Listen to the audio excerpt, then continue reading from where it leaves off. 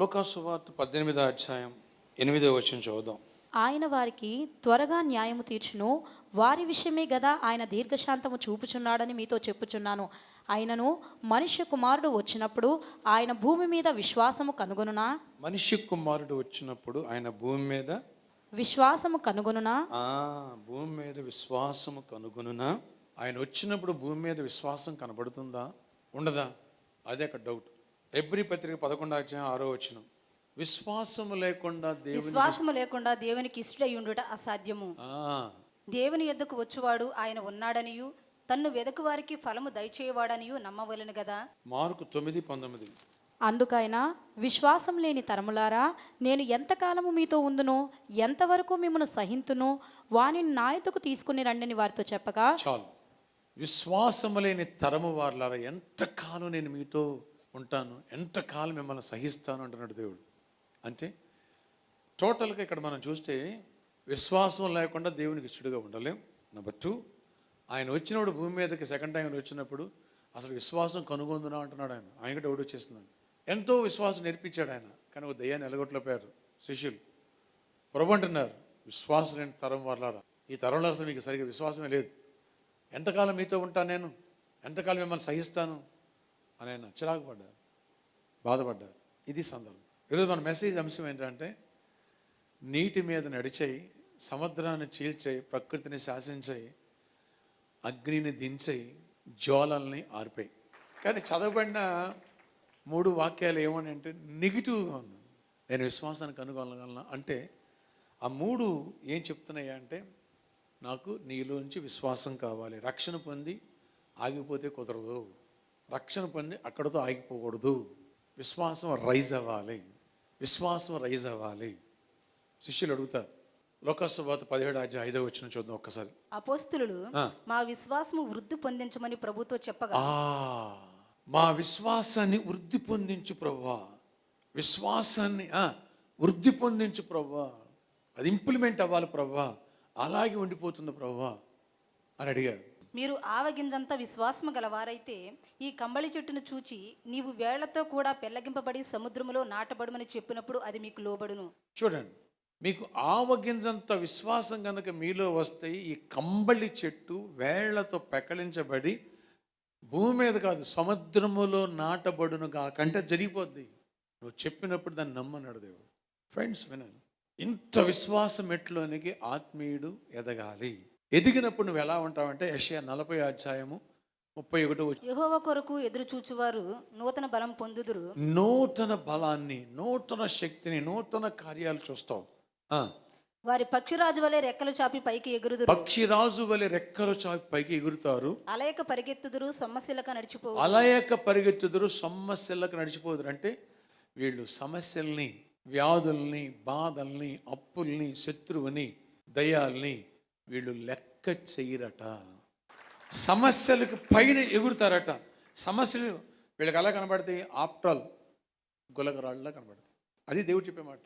యెహోవా కొరకు ఎదురు చూసేవాడు నూతన బలాన్ని, నూతనంగా విశ్వాసంలో బలపడతారు, లోతైన మెట్టుకి వేరు పారుతారు. వీరు సమస్యలను లెక్క చేయరు, శత్రువు యొక్క వార్నింగ్ లెక్క చేయరు, డాక్టర్ చచ్చిపోతామని లెక్క చేయరు, ఆర్థిక ఇబ్బందులు లెక్క చేయరు, వాటిలోంచి బయటకు వచ్చేస్తారు, దీవించబడి గొప్ప స్థాయికి వెళ్ళిపోతారు. అది వాక్యం చెప్తుంది. అనుమానగడ్డ అవుతుంది. నువ్వెవరు? దేవుడు నమ్మిన బిడ్డ. నువ్వెవరు? యేసు రక్తంలో కడగబడిన బిడ్డ. ఆయన అంటున్నారు, నన్ను నమ్ముకున్నావా? నిజమేనా? ఐటీ మాట చదువు. ఏ మాట? 1 యోహాను 5వ అధ్యాయం 4-5 వచనాలు అండర్లైన్ చేసుకోండి. దేవుని మూలముగా పుట్టిన వారందరూ లోకమును జయించుదురు. అంటే యేసు ప్రభు నామములో రక్షణ పొందిన వాళ్ళందరూ కూడా లోకాన్ని, పాపాన్ని, సమస్యల్ని జయించేస్తారు. లోకమును జయించిన విజయము మన విశ్వాసమే. లోకాన్ని నువ్వు జయించాలని నీకేం కావాలి? విశ్వాసం కావాలి. అందరూ చెప్పండి. లోకాన్ని, సమస్యల్ని, వ్యాధుల్ని, బాధల్ని, దరిద్రాన్ని జయించాలి, కుటుంబాన్ని కట్టుకోవాలి, హ్యాపీగా ఉండాలి, హెల్తీగా ఉండాలి, వెల్తీగా ఉండాలంటే నువ్వు విశ్వాసం కావాలి. యేసు దేవుని కుమారుడని నమ్మువాడు తప్ప లోకమును జయించువాడు మరి ఎవడు? అరే, యేసుని దేవుడని నమ్మేవా? నువ్వు కాక ఇంకెవడు ఈ లోకాన్ని జయించగలుగుతాడు? ఎందుకని? రక్షణ పొందిన నీలో పరిశుద్ధాత్ముడు నివాసం ఉంటాడు కాబట్టి నీ సమస్య కంటే, నీ శత్రువు కంటే, నీ వ్యాధి కంటే, నీ బాధ కంటే, నీ అప్పు కంటే, ఆ దైవ శక్తుల కంటే, మాంత్రి శక్తుల కంటే, చేతపడి శక్తుల కంటే ఆయన గొప్పోడు, బలవంతుడు. కాబట్టి ఆ మాట, ఆ 2 వచనాలు నాకు ఛాలెంజింగ్గా అనిపించినాయి. యేసు నామములో తిరిగి జన్మించినోడు తప్ప ఎవడు లోకాన్ని జయిస్తాడు? నువ్వు కాక ఇంకెవడు? జయించేవాడు నువ్వు కాక ఇంకెవడు? ఓటమిని ఓవర్కమ్ చేసేది నువ్వు తప్ప ఇంకెవరు? అది వాక్యం చెప్తుంది అక్కడ. అది వాక్యం చెప్తుంది. ఫ్రెండ్స్, ఒక్కసారి అవగాహన చేసుకోండి. అనేక విషయాల్లో మనం ఓడిపోతుంటాం. కారణం ఏంటి తెలుసా అండి? పువ్వుల ఉదయం చెట్టును ఉన్నప్పుడు ఆ పుష్పం వికసించినప్పుడు చాలా అందంగా ఆహ్లాదకరంగా ఉంటుంది. దాన్ని కోసేసామనుకోండి, చెట్టు నుంచి దాని కనెక్షన్ తెగిపోయింది కదా, సాయంత్రాన్ని పువ్వు ఏమవుద్ది? వాడిపోదు. ఆత్మీయులు, క్రైస్తవులు చాలామంది క్రీస్తు యొక్క బలాన్ని ఉపయోగించక, క్రీస్తు యొక్క శక్తిని వాడక, సమస్యలో, బాధలో, ఇరుకులో, ఇబ్బందులో, లేదా కుటుంబ కలహాలు వచ్చినప్పుడు, మానసిక ఒత్తిళ్ళు వచ్చినప్పుడు, శత్రువేదన వార్నింగ్ ఇచ్చినప్పుడు, టార్గెట్స్ ఉన్నప్పుడు, ఎగ్జామ్ ఉన్నప్పుడు టెన్షన్ గురైపోయి అనారోగ్యానికి, ఇంకా ఒత్తిడి, తీవ్రమైన ఒత్తిడికి గురైపోయి మెంటల్ టెన్షన్స్, సమస్యకు సరెండర్ అయిపోతారు, శత్రువుకి సరెండర్ అయిపోతారు. కొందరు దేవునికి దూరం అయిపోతారు, ప్రభుని వదిలిపెట్టేస్తారు, సంఘాన్ని వదిలేస్తారు, లేదా కుటుంబాన్ని వదిలేస్తారు, లేదా ఉద్యోగం వదిలేస్తారు, వ్యాపారం వదిలేస్తారు. No no no no no no. దానియేలు గ్రంథం 11వ అధ్యాయము 32వ వచనం, తమ దేవుని ఎరుగువారు బలము కలిగి గొప్ప కార్యములు చేయుదురు. తమ దేవుణ్ణి ఎరుగువారు బలము కలిగి గొప్ప కార్యములు చేస్తారు. తన దేవుని నామమును విశ్వసించు వారు బలము కలిగి గొప్ప కార్యాలు చేస్తారు. విశ్వాసం ఉన్న వాళ్ళు బలవంతులుగా జీవిస్తారు, ధైర్యవంతులుగా జీవిస్తారు, గొప్ప స్థాయికి ఎదిగిపోతారు, గొప్పోళ్ళు అవుతారు, గొప్ప ఐశ్వర్యవంతులు అవుతారు, దీర్ఘాయుషుతో బతుకుతారు, కుటుంబాల్ని హ్యాపీగా ఉండేట్టుగా, కంఫర్ట్గా ఉండేట్టుగా సెట్ చేసుకుంటారు. ఎవరో తెలుసా? విశ్వాసంలో బలవంతులు. చాలామంది దేవుడిని నమ్ముతారు. విశ్వాసంలో ఎవరైతే బలవంతులుగా ఉండరో వారు 30 సంవత్సరాల క్రితం ప్రభు నమ్మి అనుకోండి, ఏ బాధలు, ఏ ఇరుకులు, ఇబ్బందులు ఉన్నాయో అవే కంటిన్యూ అవుతూ ఉంటాయి. అమ్మకి షుగర్ ఉంది, లేదా నానమ్మకో తాతమ్మకో ఎవరికో బీపీ ఉంది, అది వంశ పారపర్యంగా ఒక జనరేషన్ అయినా 2వ జనరేషన్లో 3వ జనరేషన్లో కంపల్సరీ అది అనుభవించి తీరాల్సింది. అయిన చేత మా అమ్మమ్మ పోలికలు వచ్చేసినాయి, తాత పోలికలు వచ్చినాయి, ఆ షుగర్ వచ్చింది, ఆ హార్ట్ ప్రాబ్లం వచ్చింది, జెనెటికల్గా జీన్స్ వచ్చేసింది, బుద్ధులు అంతే, పరిస్థితులు అంతే. ఏం చేస్తాం? వాడు కూడా తిరిగిపోతాడంట, వీడు కూడా తిరిగిపోతాడు అయిపోయాడు. మేనత్త కాపురం చేసిన రకం కాదంట, ఈ పిల్లగొట్ట తయారైపోయింది జనరల్. అది లోకానికి. కానీ ప్రభు అంటున్నారు, నన్ను నమ్మిన వాడా నువ్వు లోకాన్ని జయిస్తావు. వాళ్ళు వేరు, నువ్వు వేరు. నువ్వు పుట్టిందే జయించడానికి. ఆమేన్. ఆ జయించే శక్తి నీలో ఉన్నవాడిస్తాడు. అందుకే తమ దేవుణ్ణి ఎరుగువారు బలము కలిగి గొప్ప కార్యాలు, సమస్య నుంచి బయటకు వచ్చి అనేకులు దీవెనకరంగా మారిపోతారు. సమస్యను లెక్క చేయరు. యోబు సమస్యను లెక్క చేశాడా? అన్నీ పోయినాయి యోబుకి. పిల్లలు చచ్చిపోయారు, ఆస్తి పోయింది, ఆరోగ్యం పోయింది, సిక్కి సెలివ్ అయిపోయాడు, బోన్స్ కనపడుతుంది, పైన ఈ స్కిన్ లేదు, రెడ్ కలర్. అంటే యాక్సిడెంట్ అయినప్పుడు బైక్ వెళ్తూ ఉంటే కొట్టుకుపోతే ఏమవుతాయి? ఈ పైన స్కిన్ పోయి లోపల రెడ్ కనపడదు. ఎవరన్నా అబ్జర్వ్ చేశారా? యోబు బాడీ అంతా అది పరిస్థితి, స్కెల్టన్ అయిపోయాడు. బతకడి కానీ ఫ్రెండ్స్ వచ్చి పరామర్శిస్తున్నారు, అలాంటి పరిస్థితి. కానీ విశ్వాసం సడల్లే, విశ్వాసం తగ్గల. పట్టుకున్నాడు గట్టిగా, దేవుడిని స్వస్థపరుస్తాడు, నాకు మళ్ళీ అన్నీ ఇచ్చేస్తాడు. పట్టుకున్నాడు, అద్భుత రీతిలో విశ్వాసంలో బలపడి స్వస్థపడ్డాడు, రెండింతగా దీవించబడ్డాడు. కృంగిపోనా దేవుడిని వదిలేలా. ఆయన భార్య కృంగిపోయింది, దేవుడిని వదిలేసింది, ప్రార్థన మానేసింది, సినిమాకో లేకపోతే సీరియల్కో దీనికి వెళ్ళిపోయింది. అదేదాన్ని యోబు వెళ్ళా అట్టే పడుకూర్చున్నాడు. ఫెయిత్, విశ్వాసం కావాలి. సమస్యలను జయించాలన్నా, సమస్యలను ఆడుకోవాలన్నా విశ్వాసం నీకు కావాలి. ఎప్పుడైతే నువ్వు విశ్వాసంలో బలవంతుడు కావో, నీటి మీద నడిచే పరిస్థితుల్లోనికి ఎవరెత్తబడవు. పేతురు ప్రభు నీళ్ళ మీద నడుస్తుంటే చూశాడు. ప్రభా నీవేనా? ఎస్ నేనే, నడిచి రమ్మన్నాడు. నీళ్ళ మీద నడవడం ఆరంభించాడు ఒక మనిషి. ఇక్కడ చెప్తున్నా, అది సముద్రం. సమస్యలనే సముద్రం మీద నడిచి వెళ్ళిపోవాలి, లెక్క చేయకూడదు. అవి నే మాత్రం ముంచకూడదు, నీకు హాని కలగకూడదు. సమస్యలు, వ్యాధులు, ఇరుకులు నిన్ను చంపకూడదు, మానసిక ఒత్తిడి గురి చేయకూడదు, దేవుని నిన్ను దూరం చేయకూడదు. మూడు అయిపోయిందండి, కొంత మూడులో ఉన్నాడు, మూడు అయిపోయిందండి, ఇది కష్టం జరిగిందంట, ఫెయిల్ అయ్యావని వార్త వచ్చిందంట, బాస్ తిట్టాడంట, టార్గెట్స్ రీచ్ అవ్వలేదంట, అందుకని వాళ్ళు ప్రార్థనకి ఈరోజు రారంట. ఎందుకని బాధలో ఉండి ఏం వస్తాం సార్ అని.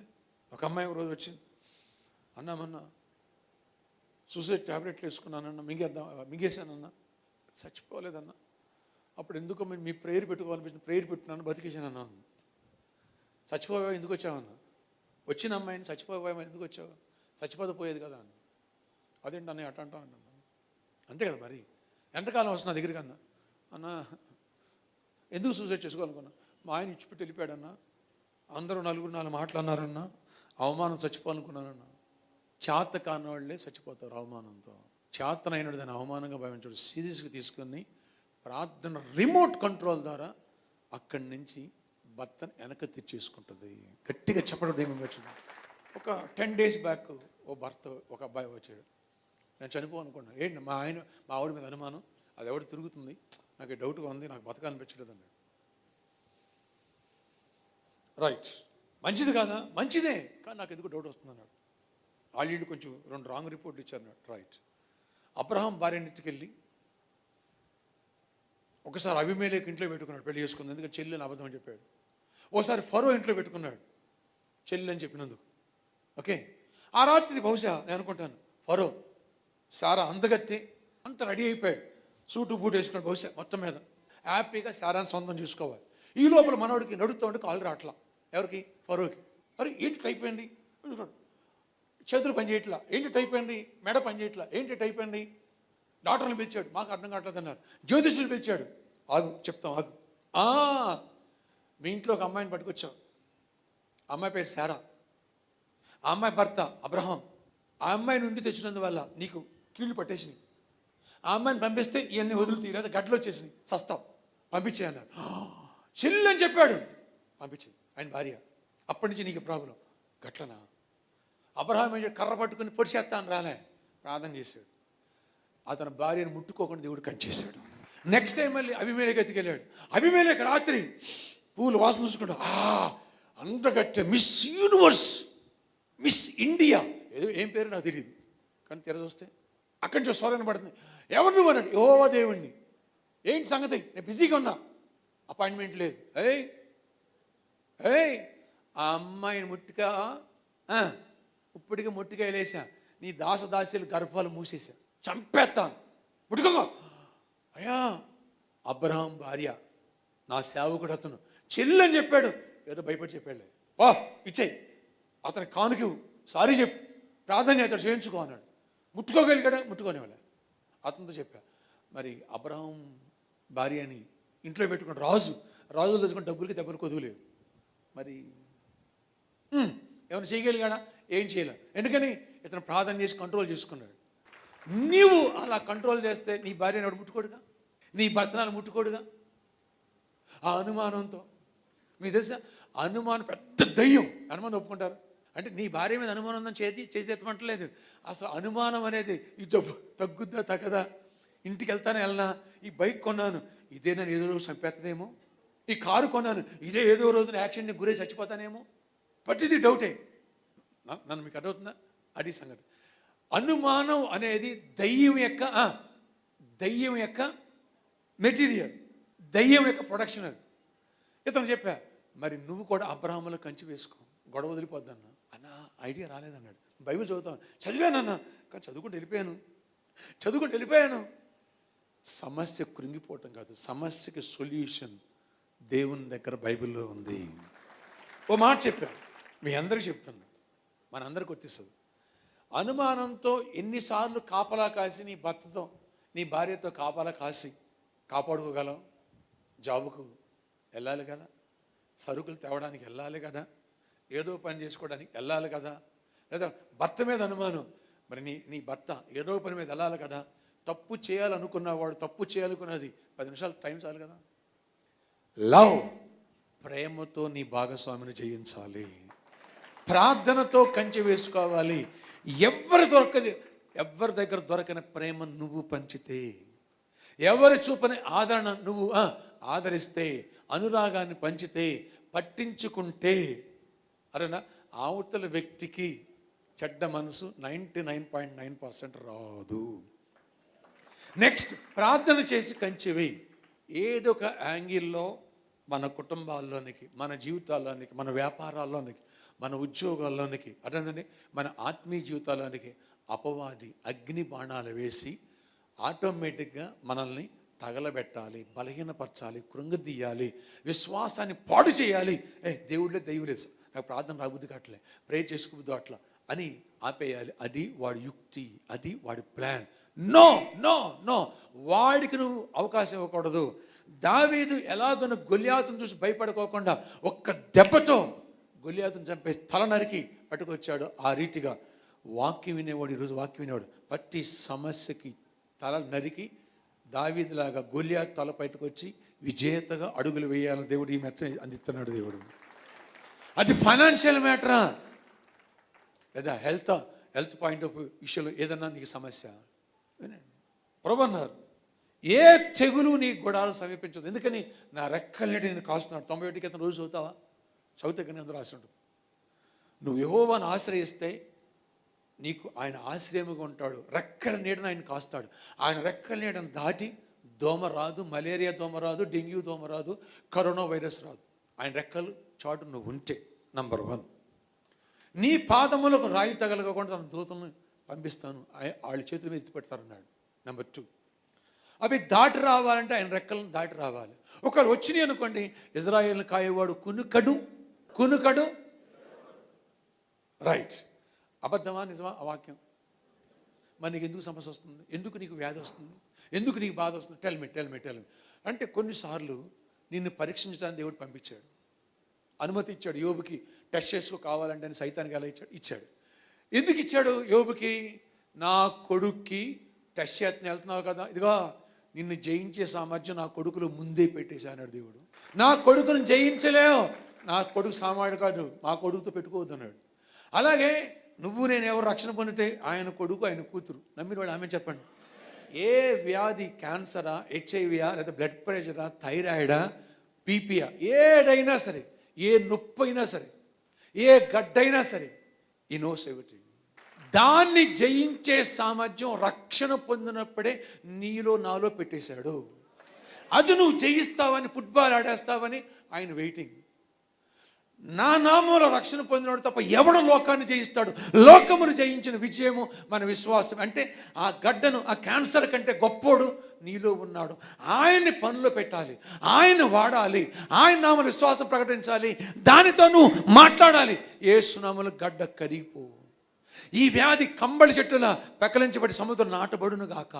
అలాగే అప్పు నీ జీవితంలోకి వచ్చి జాగ్రత్తలు తీసుకుంటావు, అయినా అప్పులు పాలు నష్టపోయావు. వినండి, కురింగిపోకూడదు.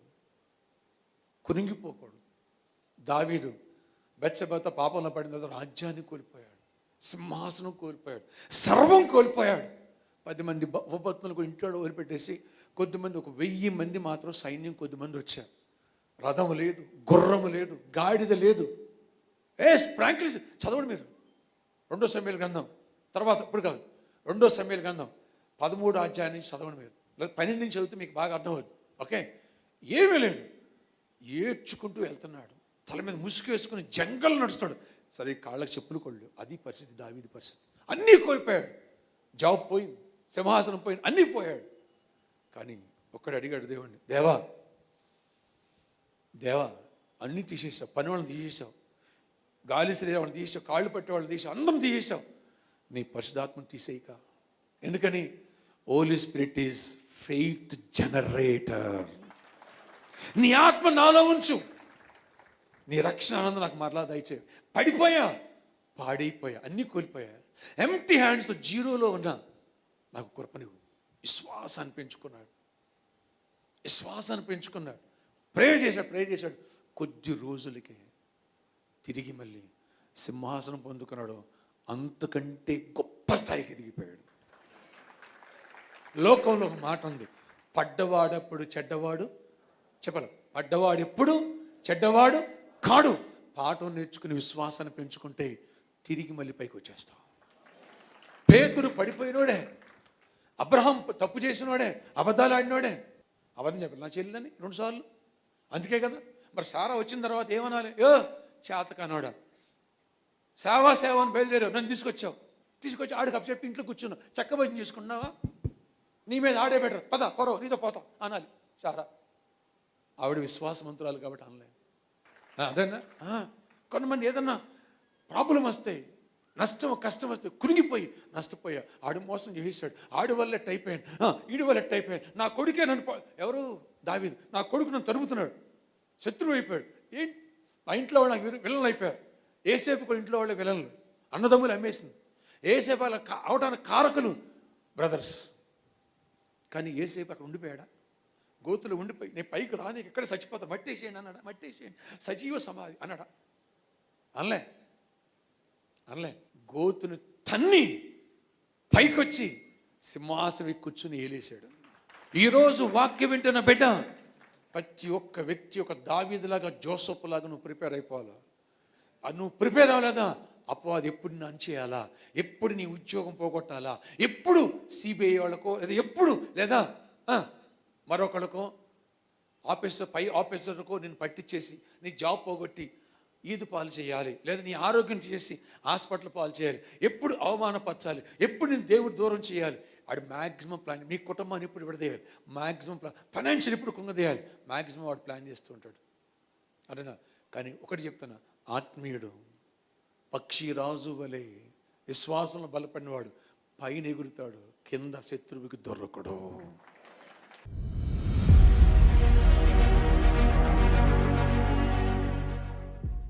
నాయనా, పాపమే జయ జీవితాన్ని ఇవ్వండి, వ్యాధులమే జయాన్ని ఇవ్వండి. మేము చేతులుస్తే రోగులు స్వస్థపడాలా, ఆశ్చర్యకాలు జరగాల, సమృద్ధిని చూడాలా. మేము మా పిల్లలు కరోడుపతులకు బతకాలి, అట్ లాంగ్ లైఫ్ బతకాలి. ఏ సమస్యకు భయపడకూడదు, సమస్య మమ్మల్ని చూసి భయపడాలి, భయాన్ని మేము భయపెట్టాలి. యేసు నామములో ఇటు అభిషేకం మాకు దయచేయండి, జయమనివ్వండి, కృపనివ్వండి, దీవెనివ్వండి. ఏ టార్గెట్స్కి వేటికి మేము భయపడిపోకూడదు, మేమే టార్గెట్స్ పెట్టాలి. కృపనిచ్చి కార్యాలు చేయండి, జయమనివ్వండి. ఏలాలి సమస్యలు, ప్రతి సమస్య మా పాదాల కింద ఉండును గాక. పక్షిరాజు వలె పైకి ఎగరాలి, అలయక సొమ్మసిల్లక కృంగిపోక జయించాలి. పోగొట్టుకున్న వాటికి రెండింతలు యోగు పొందినట్టుగా, పడిపోయిన దావి తిరిగి లేచినట్టుగా మేము లేవాలి, గొప్ప స్థాయికి ఎదగాలి. సహాయం చేసి జయమనివ్వండి, దీవెనివ్వండి. నజరేయుడైన యేసు నామములో ప్రార్థిస్తున్నాను తండ్రి. ఆమేన్, ఆమేన్, ఆమేన్.